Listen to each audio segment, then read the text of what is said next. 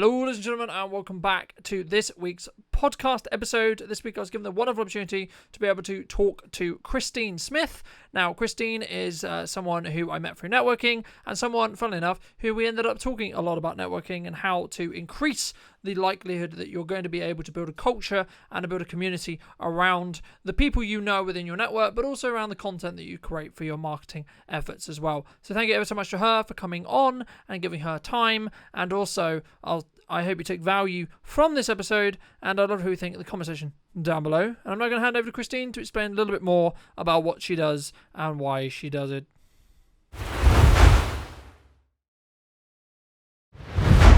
My name is Christine Smith, and I am the Obi-Wan Kenobi of networking. Fantastic. I love that. I love that it's like short and snappy. I mean, my initial question I have to ask, and I know there's loads I want to ask you, but I have to understand the story behind your name. Like, where did you, like, is it you're just a Star Wars fan? Like, where did that come from? So I'll start by saying that that was a whiplash statement, and it did exactly what it was supposed to do. It caused you to react. And usually the first questions that people ask are one of those two things. Oh, you must be really big into Star Wars, or like, oh my God, how did that happen?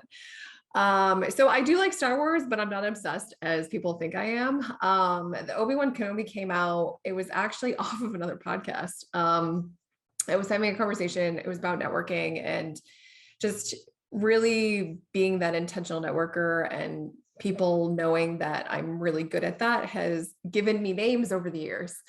It turned into like, you're the networking guru, you're the networking queen. Somebody had said networking Jedi for a while, and I really liked that because it was very different, it was very catchy. And then I was like, oh, it's, kind of like the Obi-Wan Kenobi. And I was just kind of joking about it. Someone's like, oh my God, I really like that. And I was like, maybe I'll just try it. You change your LinkedIn profile ever so slightly, and then people start to notice.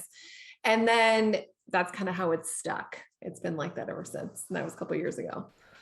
Fantastic. I love that. And I think it's something which says a lot about marketing, a lot about branding, a lot about, standing out. I mean, something I've been talking to a lot of people about lately is the fact that when one is starting out, they look at a lot of their competitors and they go, how am I ever going to be able to compete with them? Or how am I ever going to be able to stand up to these established businesses, right? Because, at the end of the day, there's probably about 9 businesses in the world in regards to the actual service that we provide, right?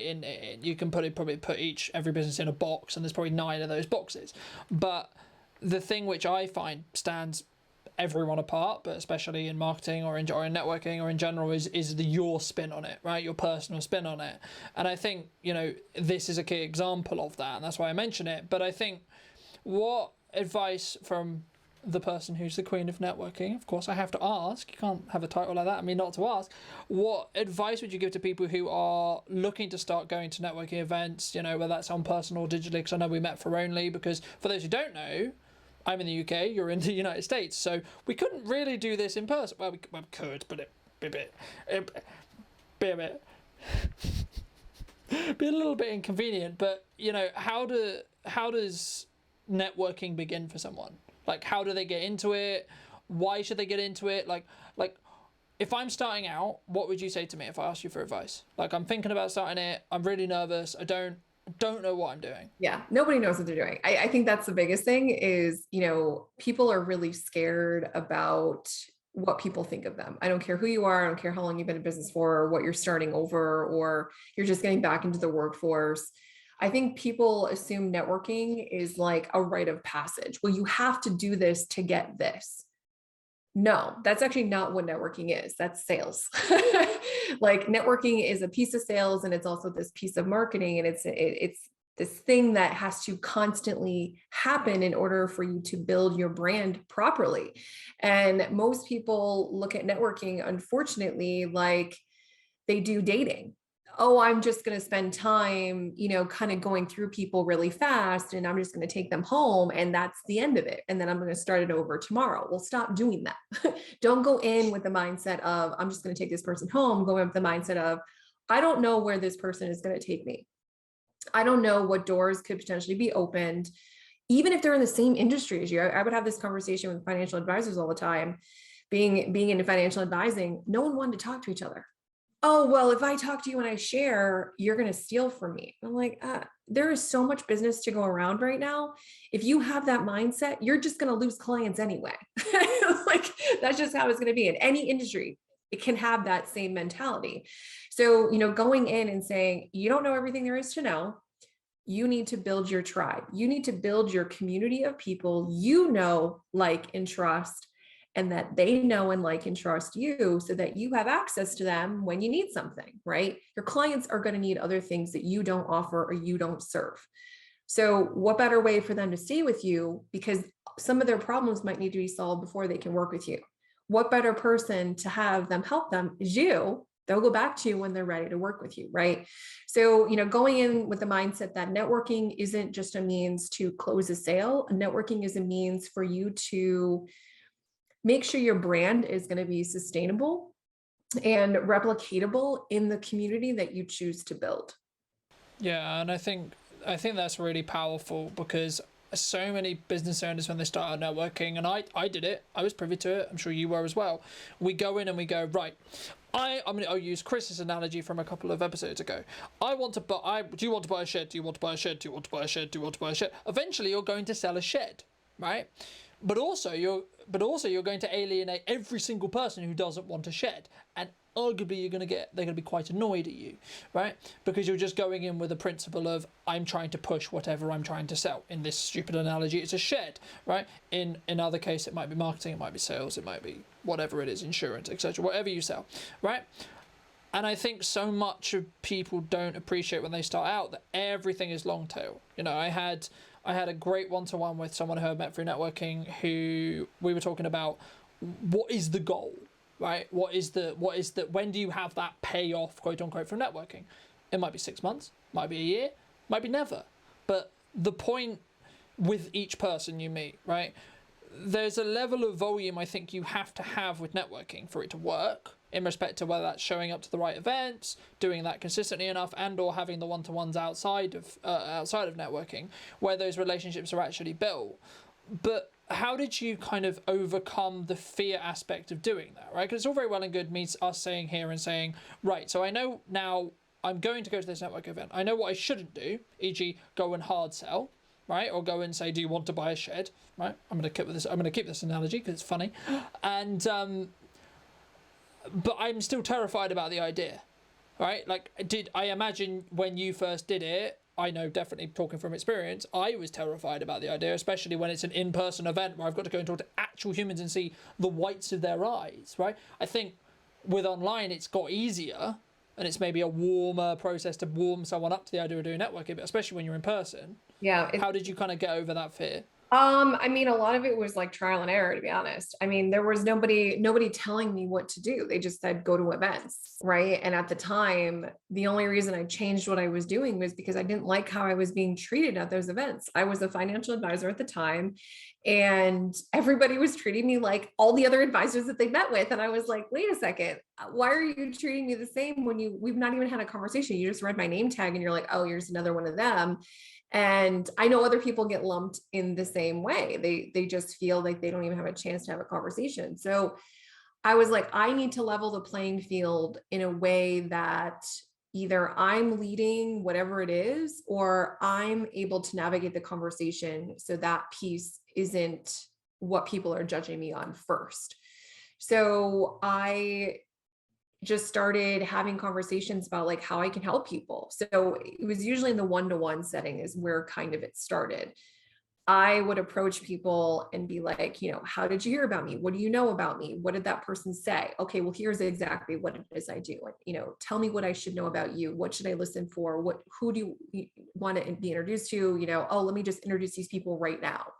And so I started being myself as this resource. And then I would do the same thing at events rather than go up to somebody and ask them what they do, because I hated that statement. I hate when people ask me that. Well, what do you do? Well, I am not just this one thing. It's all of these things, right? And no one is just one thing.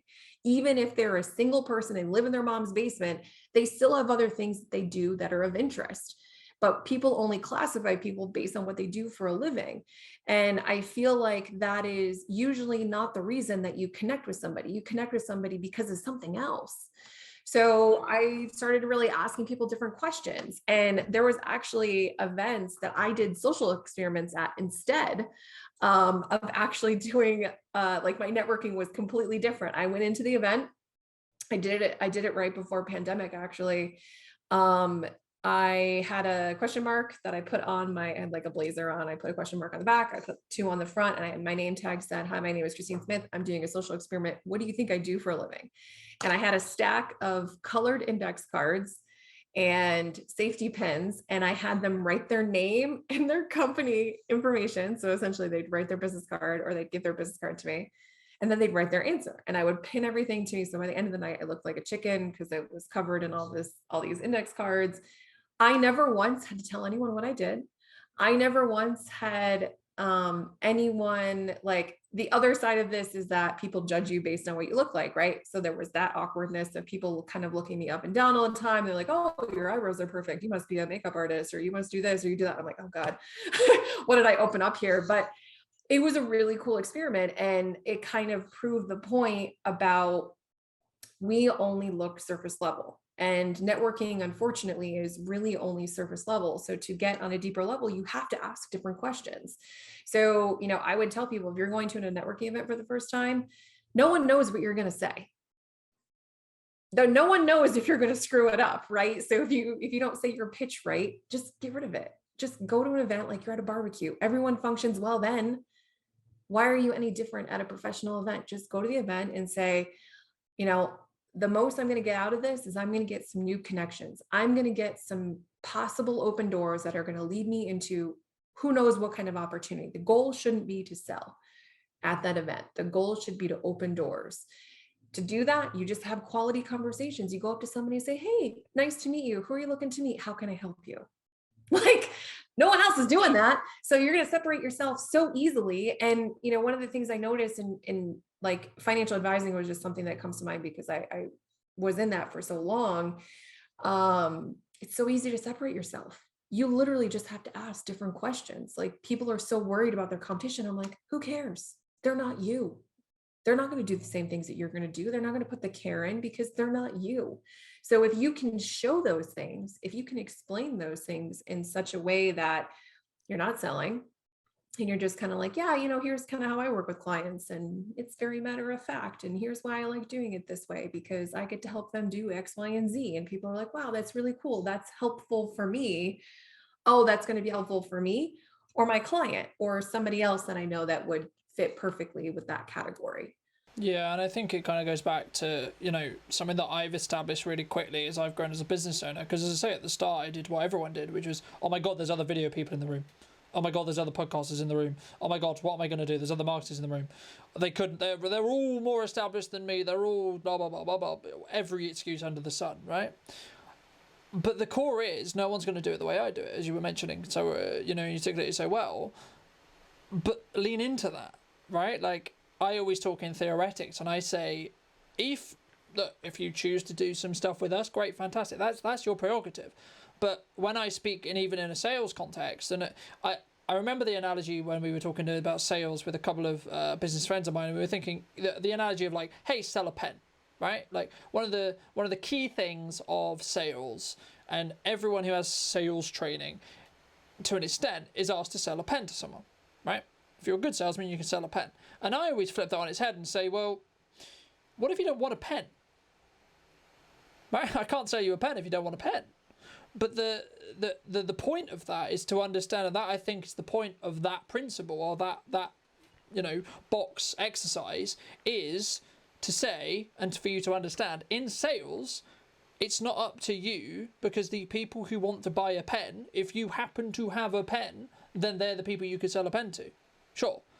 But if no one wants a pen, it doesn't matter how well you sell the pen, you're not going to sell a pen. Because no one wants what you're buying, or no one wants what you're selling, right? No one wants to buy it. And it gets quite quickly into understanding that we're in a buyer's market or we're not in a buyer's market, right? And the definition of that basically means, are there people who want what you can offer right now?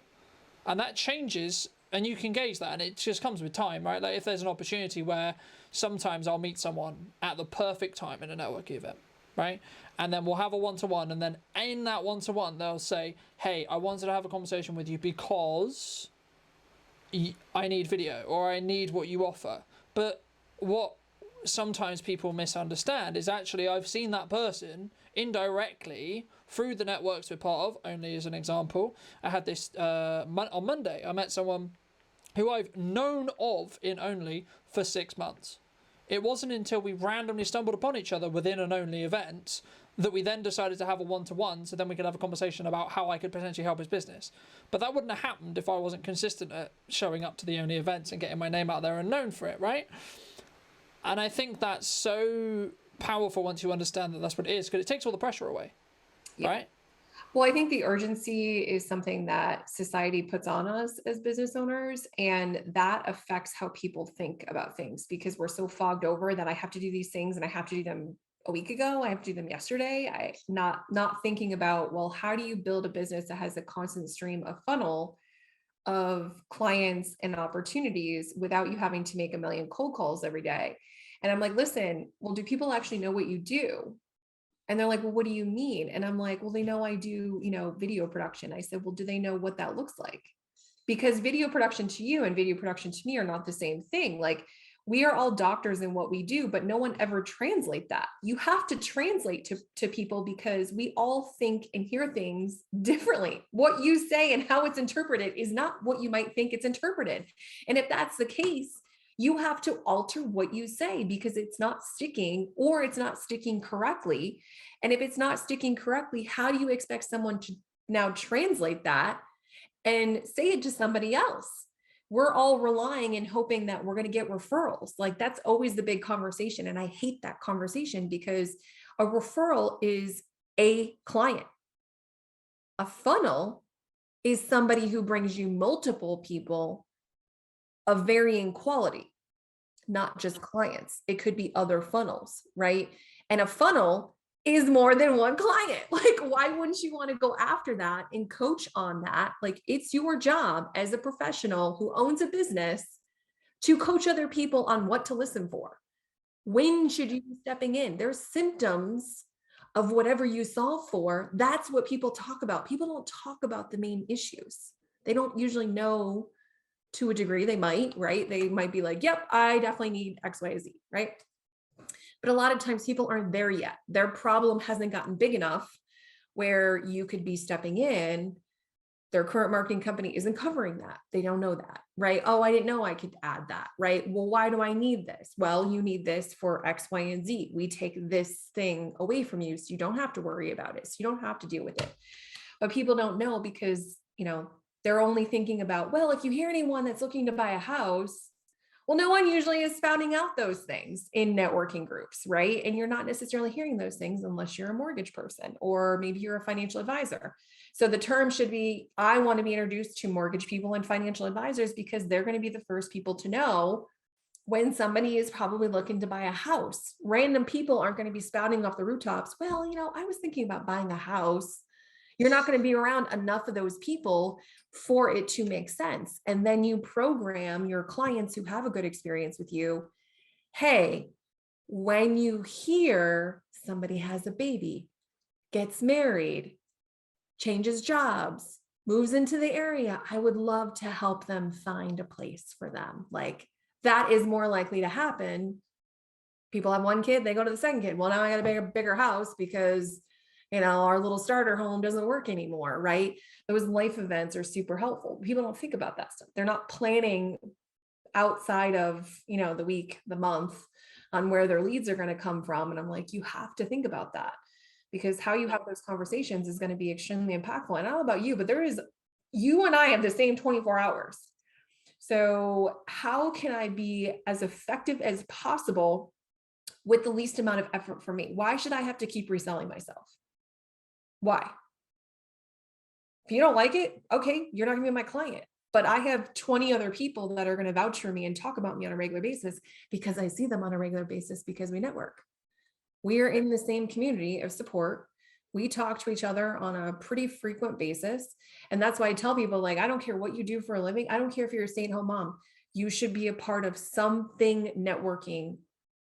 If you can, even once a month, get yourself out there into these other community circles, because you don't know what you're going to be doing in 3 years. You don't know what you're going to need. Yeah, and I think the pandemic really showed the power of community, right? Because when one needed it, when someone needed it, that's when community can come into its own. But a lot of what you're talking about there is actually getting people to understand that you are the solution to their problem before they even have the pain of the problem, right? Like, oh my God, I'm going to need more clients in 6 months. No one said ever, right? The problem with marketing is when people think about marketing or networking, because networking and marketing are, you can basically call them the same thing because they're an extension of what marketing's job is to do, right? But the core there is you need to do it before you need it, because if you're just doing networking to then get work in a short period of time, it won't work. If you're in a position where I'm going to start networking this week because I need another client by the end of the week, you might get really lucky, right? And that might happen. But in reality, probably not. And it's the same with marketing, right? Because any marketer that knows how marketing actually works fundamentally knows it's going to take time. And it's going to take an uncomfortable amount of time to actually get high quality clients through the door. Keywords, high quality clients, right? You can do a lot of stuff with marketing to get a load of people. And if you get really lucky, you might have 1 or 2 high quality clients within that 100,000 people that you hit, right? Great. But wouldn't you surely rather have something that's repeatable, scalable, and then in the position where you actually can just repeat it and let it sort of just generate you funnel, as you mentioned, or high quality clients who then recommend you to their friends who happen to also be high quality clients to you, right? And that's not necessarily the amount of money they spend with you, right? It might be, but it also might just be they get what you do, they value what you do, and they're not going to take the piss, right? Everyone's definition of a high quality client changes, and sometimes it's a combination of all the above.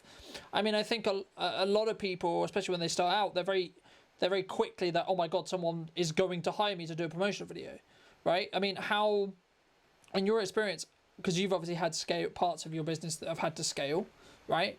And because, as we say, we've only got the same 24 hours in a day, right? So surely that means I only have this amount of time. It's an unscalable resource. So how did you grow to the point where you could have a more profitable business? Because there's a point in every business where you have to scale it. But how? Because we can sit here and we can say, yeah, that you have to scale it. But that's very easy for us to say because we've done the work. We've put the effort in. We know what that means. Someone starting out, they're like, the fuck does that mean? Yeah, what does that mean? Yeah, I mean, so I look at it as when you need to scale a business when you're doing things that you're not good at. So what I mean by that is like when you would hire a marketing company, and this is what I would tell clients who are on the edge of like, well, I might hire someone internally, to do our marketing stuff. And I'm like, let me ask you something. So let's just hypothetically say that's what you do, right? Is that person only going to do marketing? I'm going to say probably not. They're probably going to get offshoots of other things, right? And they're going to get distracted by those other things. So certain things may not get done. You might have somebody who is super well-oiled machine, has figured things out, is super efficient, right? But there's always room for error. You have to plan for error. The other thing is what happens when they're sick? What happens if they leave, right? So when you hire externally, whether it's a VA, a marketing company, you have a video team come in, like whatever the situation is, you're not having to pay for 401k, you're not paying health benefits, you're not paying for if somebody's not there, right? Like most likely if you're hiring a team, you have that ability for, it doesn't matter, right? Someone can always be there to help with whatever it is that you're working on. But the scalability is also about how efficient you are. You might need to hire somebody to be more efficient because you might be having a certain caliber of clients, but you can only work with so many clients in a certain amount of time. So you need to bring somebody else on so that you can double your capacity at that point, right? And they would charge less than you would charge because they're not you, right? And same thing with like virtual assistants. Like some people are like, well, I don't want to pay for that, or I don't want to pay for someone to do my social media. And I'm like, how much time does it take you to do these things that either you're not good at, that you have to do? You have to do payroll, you have to do your bookkeeping, you have to do your social media, you have to do this, you have to do that. That is not what you went into business for. You went into business to build cabinets. Well, that's what you should be sticking to doing. That's it. Just build your damn cabinets and leave the rest to everything else. The amount of time, like, I think that's something that's not usually calculated very well. Like, money is always something, well, what is the return on my investment? Let's talk about how much time it takes you to put a damn Facebook ad together, from the actual graphic that maybe you used on Canva, and then the copy that you had to think about what you're doing. And you're like, well, let's just throw it against the wall and let's put this range of people and this and this and this. You have no previous data. You've done zero research. You have not worked with any other company. So you have no idea if what you're doing is even accurate. And Facebook is just going to take your money. They don't care. They're not going to tell you, well, have you considered doing blah, blah, blah? No. But you have somebody else that does that, that understands that, or can actually research your competitors and say, hey, these people are showing this at this time with this bracket, this, and this. Hey, maybe we should do something similar. Or hey, it should look like this or look like that. You know, people are not considering those things. How much time does it take, you know, to do those things? And that does have a correlation to money, because that amount of time is now taking away from you making money with the things you are good at, because you have to spend time doing this stupid Facebook ad or whatever it is, whatever that detail is. It could be something as simple as like gassing your vehicle or taking it in for service or, you know, grocery shopping, whatever it is. Like, can you delegate it out? Are you at the point where for you to start getting your business to that next level, either you're charging more prices or you're bringing more people into your team to a degree, even if it's only on a part-time basis? Yeah, and I think what jumped to mind was like, why does every quote unquote rich person or someone who's wealthy have a maid, right? Why do they have a personal shopper? Why do they have this? Why do they have that? Because it saves them time, right? It saves them energy. It saves them those resources which we cannot. Money is abundant if you're able to have a product which it goes to a market and then adds huge amounts of value and fixes loads of people's problems, right? Then money is abundant. Time and energy is not abundant no matter what you do, right? Yeah. So once you spend it, sure, it's gone. But the other thing is, I would put my financial advisor hat on and be like, you should put everything in one basket, but whatever. But the same thing applies. Like, you can't build other businesses with the same amount of time if you're not delegating out. Like, people ask me all the time, because I do a lot of different things, right? I own Ripple Effects. I am director of communications for Flight Creative, and I do project management for a financial advisor. That's also on top of the other two businesses that I'm working on right now. One is training and the other one is a co-working space. Well, how do you have time for all that? I'm like, well, not everything gets the same amount of time. Everything does feed into each other, and not everything needs 40 hours a week. And delegation, like having partners with these things is helpful, because I'm not doing everything. I do the things that I'm good at. They do the things that they're good at, and we keep each other, in check for that. So, hiring people out is extremely important. I mean, I don't grocery shop anymore. I hire out for that. I'm almost to the point where I'm hiring someone to clean my house, because it's not that I'm not capable. I would rather spend time doing something else. Yeah. Yeah. And it's about that, and that's, I think, one of the main things I've learned over the last couple of years as we've started to really develop the company and really grow it and really get to the point where I physically cannot do as much as I want to do. Right? Like, my vision is greater than the hours and the energy I have in the day, right? Like, I have this theoretical scenario where it's like, yeah, we can do all these things. I can do all these podcasts. I can do all these editing. I can do all these videos for us. I can do all these things for clients. And then I suddenly realize, hold on, no, that's not going to feasibly work, right? Because we now have no time left, or I'm now exhausted, etc. But what ends up happening is, once you are aware of that's the hurdle, you can then do exactly as you say, start allocating and finding people who can help you. And as long as you're making more revenue per hour than you're paying them, you're in profit still. And even if you're technically not, you need to understand, are you building a business and a brand, or are you just serving someone else who isn't employing you? E.g., are you serving yourself as a boss, right? Now, that's fine if you are, but you need to understand that's what you're doing, because the way to get out of it, the way to get out of the constant hamster wheel, is to understand that you're no different than the job you left but you're actually worse because you're working for yourself and you love what you do. Because that's one of the issues where, and I don't like the saying of find something you love what you do and you'll never work a day in your life. Technically, that's true. The problem with that statement is it's still work and it still needs to be treated as work.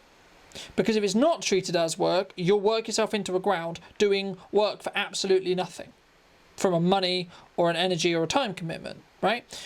Now, there's a difference between doing things that are going to move the business forward, which means you have to take a hit short term in regards to how much you get paid personally or etc., or you're going to then be able to invest in the business more to do exactly what we're discussing here. That's different to I'm only doing this just because I feel obligated because I've done, my pride has mean that I've taken this full-time leap and I don't have any other source of income, etc. Right? I'm all for working like hard and I'm all for pushing, I'm all for doing this, but the problem can rely when you're not working smart at the same time, because then you're just running on a hamster wheel for the sake of it. You're not running on a hamster wheel to actually push your brand forward, right? And I think so many people don't understand the power of a brand. No, I don't even think it's a discussion. Like I think people, I mean, I have these marketing discussions all the time, right? Like you can see very quickly if people understand their own brand just in their elevator pitch. Like, let's go back to networking, right? That is 100% an offshoot of marketing. And I tell that to people all the time. I'm like, they're so heavily intertwined. I don't think you understand like how impactful that could be, right? And when people are, I ask them, well, tell me about your clients. And they kind of go in, well, it's somebody who, like if I ask a realtor, who are your clients? Oh, it's a first-time home buyer. Okay, what is that? Tell me what that is, because a first-time home buyer, it literally could be somebody who bought a house 50 years ago. In my opinion, that's a first-time home buyer again. What is a first-time home buyer? Who are they? What are they doing? Where are they going? What are they interested in? How are they reacting to things? Like, describe this person to me. And like, people really have never considered doing that. I'm like, you need to describe your avatars. It doesn't mean you don't work outside of those areas. You could have multiples, but you need to understand who it is you're working with, because you might be talking to the wrong people or talking in such a way that you're actually turning your ideal client away because of how you're saying things. If your, ideal client is 25 to 35, women who have an Amazon or Target addiction, and, you're talking at like, I don't know, the like older people homes or like whatever this is. I'm like, that's not your market. Like, what are you doing? Why are you saying those things? And I think it's a huge reflection of brand too, because brand is not just identity, but in my opinion, it's repetition. Is your brand impactful enough that it sticks? Everyone knows when they see that little check mark, it's Nike, right? You don't need to even see the word Nike to know that it's Nike. That is brand recognition. You need to have the same replication. If somebody sees your logo, colors, they hear your voice, or they hear certain keywords. I always tell people the keywords are where it's at. Because if somebody says something, like I know for a fact, if people say the word networking, usually there's a correlation to me. If they say anything Star Wars, there's a lot of times that come up then too, because there's a correlation, right? That is how I've built my brand. Even now, like the purple haired thing, that's got its whole other thing. Like that is part of my brand. I feel like if I don't have purple hair, it'll like change my brand completely, right? So, having those discussions is so important for people. And I'm like, think about your keywords. What's important to you? Can your keywords correlate or at least transition people to getting to understand what it is you do? They don't need to know everything. Stop giving them everything. Give them pieces, give them a tip of the iceberg. Once they're interested and they go in that water, fine. Then you can start giving them those layers and those those details. The details don't matter if they don't understand the concept. And I think most people don't even understand the own concept of their own brand. They have no idea. They're giving everything out. I got to tell everybody that I do all these things.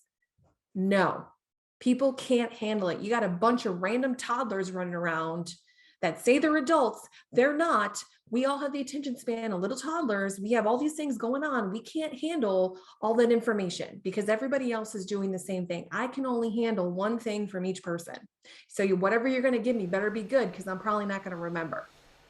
Yeah. And I think that's a key. I think that's a key point. But also, what I was just thinking of then was like, okay, you are X, so turn X into a one-word thing you want them to remember you to do. If you do marketing, okay, your X is marketing, right? For me, my X is video, right? And you can test this, and how you test it is interesting. Your brand, for people who don't know, is what people say when you're not in the room about what you do, right? But how do you check? You check to see if you're doing your marketing and your brand, and you have a strong brand and you're doing strong marketing, by asking someone wholeheartedly and honestly, especially someone who doesn't necessarily, you haven't spoken to in a while, say, what do you think of when I say the word whatever your X is? My case, video, for example, right? Who do you think of? What do you think of, right?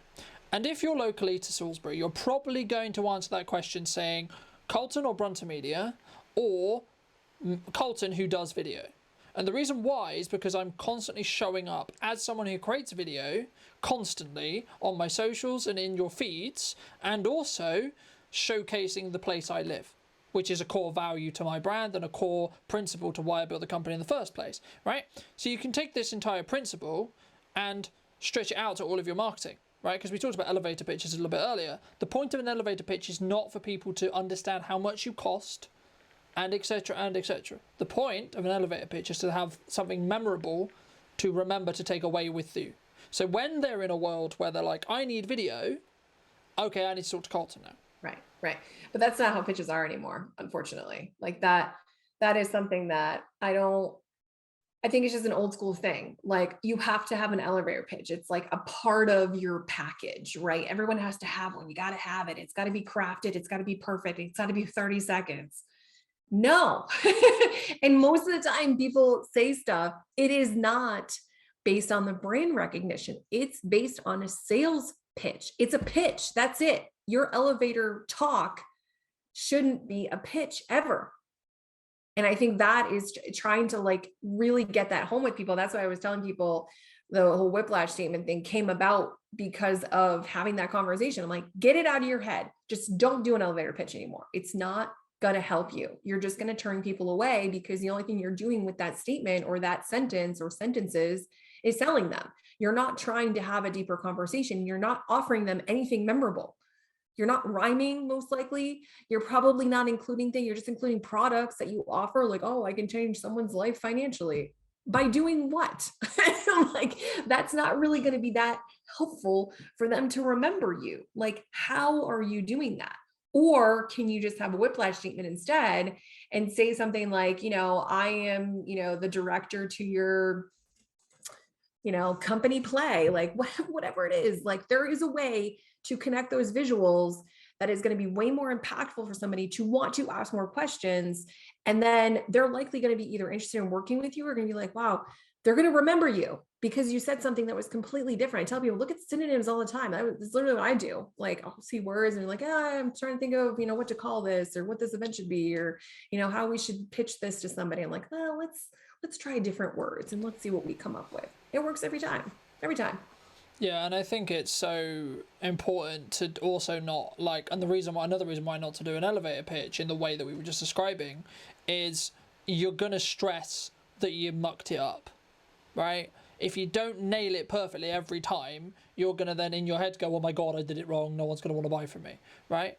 But if you take that stress away and you take that entire concept away, there's nothing for you to get wrong, because you're just speaking about what you do. Yeah. And no one knows you're going to say it wrong anyway. Like, that's the thing. Like, no one knows what you're going to say unless you're that person that says the same thing every single time. Okay. Well then, yeah, sure. People are like, oh, I screwed that up. Like, I would just get away from it. Have a conversation, just be normal. Stop trying to be on all the time. Like, connect with somebody on like a human level, hey, I see you're in the corner like me, you seem bored, want to go get a drink? Like, just have a normal conversation with somebody. Stop trying to just make everybody a client. I think that's everyone's first mistake. They're trying too hard. Stop trying to date everybody. I also think it's that they feel like they can control who is their client, which is just not true, right? Like, so much of my personality, and I don't want to speak for you, but I imagine yours is like Marmite, right? People love me or they hate me, right? Not like hate me personally, but they don't connect with me. And that's fine, because I don't want everyone to connect with me. I want the right people. And as we were talking about earlier with tribes, I want my tribe to connect with me and my tribe to understand why I'm doing what I'm doing. But in that process, I'm going to alienate some other people, because by having an opinion on anything, anyone who has a differing opinion is suddenly going to be alienated, right? But that's not a problem if you change the perspective and the understanding. And people get stressed over sales because they're like, what did I not do? The thing is, if you did your best and you added value to that client in that sales meeting, some of them you're going to get, some of them you aren't. You have to just increase the volume of sales conversations that you're going to have if you want to make more money, right? Now, how do you get a sales conversation? Separate topic entirely. I'll give you a spoiler. Networking, marketing. But the point I'm saying is, the more you have, the more you can then hone how you do it, number one. Number two, you can also be in a position where you'll naturally attract people who do want to work with you, and they'll choose the right fit for them, because the likelihood, whether they tell you or not, is they're talking to two of the identical companies that are two of your competitors when they have a need, especially when we're doing video, for example. I can talk from video because what I know, but you know, I had a conversation this afternoon all about, this is how we could help you if you chose us to do it. I know for a fact that they're going to have the same conversation with two other people who do the same thing. That's fine, because it's not up to me to decide who that client should work with. That it's up to that client to decide, right? And I think that's so important to understand, and something I didn't understand at the start. And this could be the price is too much or too little, or etc. How you work is too little. There's so many different factors that go into, should you work with one person or another, right? And I think, and I'm conscious of time, so I think let's wrap up soon, but the principle there, and if anyone's going to take anything that's listened to this far in to the podcast, take the stress out of a sales conversation. Even if it's a sales pitch conversation, stop the sale, because like people ask me all the time, do you like produce a wonderful cool graphic to pitch your videos and do this and do this? No, I just write what the notes was from the meeting, described it in an email and send it. Because that's my way of doing it. If you want someone who's going to give you a 15-page PowerPoint on why, what we're going to do and how we're going to do it, I'm not that person. Right? I'm just not. I'm sorry. But that's fine, right? Yeah. I mean, I really think people need to remove themselves emotionally from the outcome of having a conversation with somebody. I think that's the biggest issue, right? Everyone's always like, and I've done it too. Like I used to be programmed that way because that's what I was trained, right? If you remove the outcome potential and just like look at the person as a person, if this person is going to leave the room and talk about you to any capacity, everybody wants referrals, but no one talks about how to get them. No, okay, yeah, sure, you got to ask for them, but what are you asking for? You need to actually tell people what to listen for, and do they actually know what you do? Because they may not. You think they do because they bought from you. Oh, well, I bought XYZ from you. That's what you do, right? Well, what if you do more than that? Or what if you help them solve other problems, right? So I just think people need to slow down. I think that's the other thing. They need to slow down. And I understand that you might be under a lot of pressure. You know, your boss is saying, well, you got to do this, you got to do that. This is how sales works. I get it. But you rushing around and being in and out of that hamster wheel is only going to stress you out. You're going to feel like you're starting over every single time.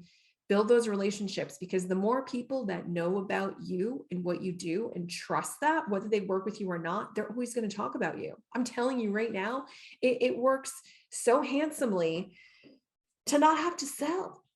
You're like, well, just call so-and-so. They'll take care of it for you. You literally get so many people that get connected to you. I literally still get people that get connected to me in the financial world all the time. And I haven't been in the industry in 2 years. I still get people get sent my way. And I'm like, yeah, I'm still licensed. I can help them, but I'll probably just refer them to another advisor because that's not really what I do anymore. And even in the marketing side, like I've had people that are like, oh, you're back in marketing. They're like, I need to call you. Okay. And I'm like, hey, I got other people, like, you know, I may not be a good fit, but you know, I have other people I'll connect you to.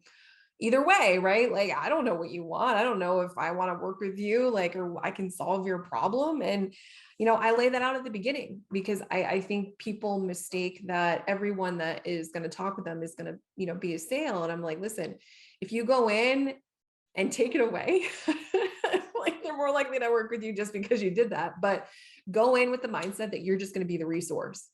Hey, I'll just be the connector to these some other, other people who, do something similar, but maybe they just, the way that they do it is better for what you need.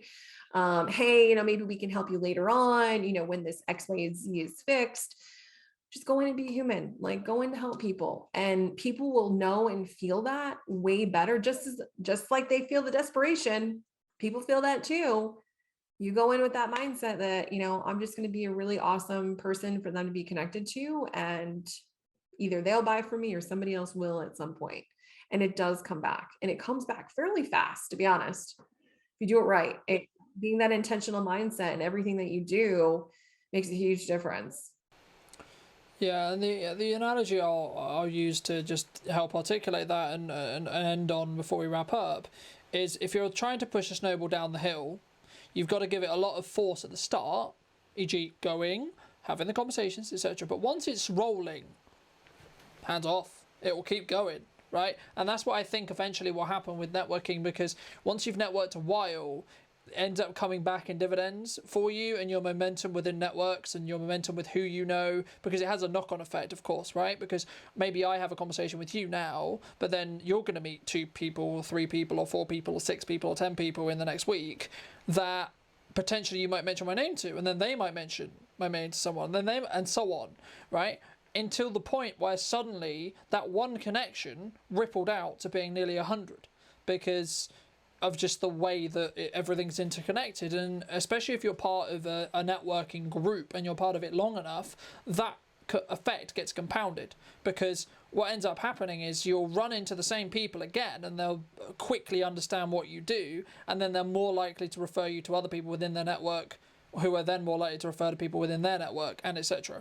So I think it's really important for people to, as you say, be patient with the process, trust the process, and be able to just go and try and enjoy it, right? Like, so much of business is very like, I've made all this money, look at me, I've got all these materialistic things. But we actually forget the core reason about why we started in the first place, which was we didn't like what we were otherwise doing, right? So, but then you put so much pressure on yourself to not enjoy what you're currently doing. So how is that different to what you were doing previously? Well, it's not. And I think the other thing too is, like, people go out to build their own business for whatever reason, right? So why do it by yourself? Why make this harder for yourself? If you're around people right now that don't want to share, you're around the wrong people. You need to be around people who want to share, help, and support you, even if they're in the same industry. You need to be around people who support you, because none of us know everything there is to know. We might be very skilled or very resourceful, but there's just going to be things that we need to learn over time. And it's just way better to have those multiple communities, and not just one. I tell people all the time, they're like, oh, well, why would I join Ripple Effects or only? I'm like, join both. There's no reason why you should be in one or the other. You need to be in multiples, because you don't know, there may not be any overlap.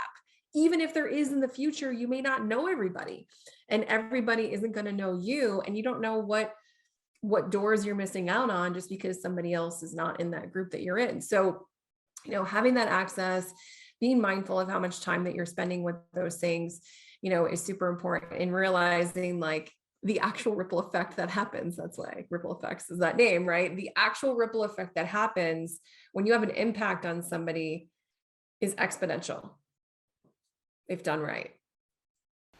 Fantastic. Thank you ever so much. And for people who are interested in hearing more about what you do, want to continue this conversation outside of this piece of content, where can they do that? Where's best to reach out? Where's best to connect with you? Because I'm sure there will be people who are like, oh my God, I need to talk to Star Wars. I need to talk about Star Wars. If anything, if nothing else, it's I need to talk about Star Wars. So the best place to reach me is actually LinkedIn. That's my social media platform of choice. So Christine Smith, I'm the only purple-haired Christine Smith that's in that list. I'm based out of Saratoga Springs, New York. So you should be able to Google that on LinkedIn, or on the search bar, and find that. You can also visit us at rippleeffects.us, so RIPLEFX.us.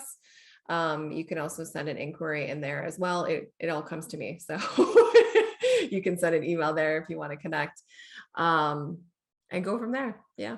Thank you so much for joining me once again, ladies and gents. I hope you took value from this interview, and I'll be back very, very soon with some brand new content to hopefully add some more value to your life and your marketing efforts, and I'll see you very, very soon.